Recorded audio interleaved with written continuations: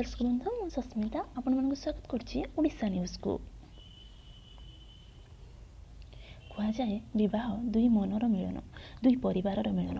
विवाह खाली किछि दिनर संपर्क नुहे, विवाह होउछि 7 जन्मर बंधन। एही विवाह भली पवित्र बंधन रे बांधिबा को जाउथिले ब्रह्मपुर ब्रह्मानगर निवासी तपस्विनी दास आउ नववधू बेशरे सजई हेई अपेक्षा करथिले निजर 7 जन्मर साथी को। किंतु तांको अपेक्षा ही रही जाइथिला जेतेबेले ठीक समय रे पहुँची नथिले निजर जीवन साथी डॉक्टर सुमित साहू। तेबे कहीं तपस्विनी अपेक्षा रहीगला कहीं डॉक्टर सुमित ठीक समय बर बेशरे पहुँची नथिले। ए सब क्वेश्चन आंसर पाई आसंतु दर्शक बंधु नजर पकेबा पूरा घटनाटी पर। घटनाटी 2020 मसीहार अभियोग अनुसार गत 2020 मसीह सुमित साहू नामक जड़े डाक्तर तपस्विनी को कोर्ट रे विवाह करथिले।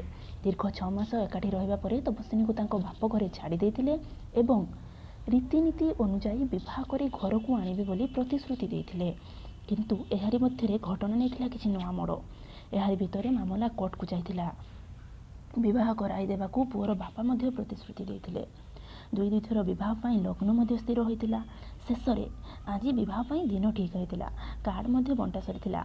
किंतु दीर्घ समय अपेक्षा पर भी झियो घर को आसी नथिले बर सुमित।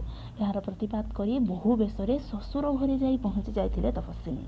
तेबे ससुर घर लोक गेट न खोलिबारु घर सम्मुखरे धारणा बसिछन्ति तपस्विनी।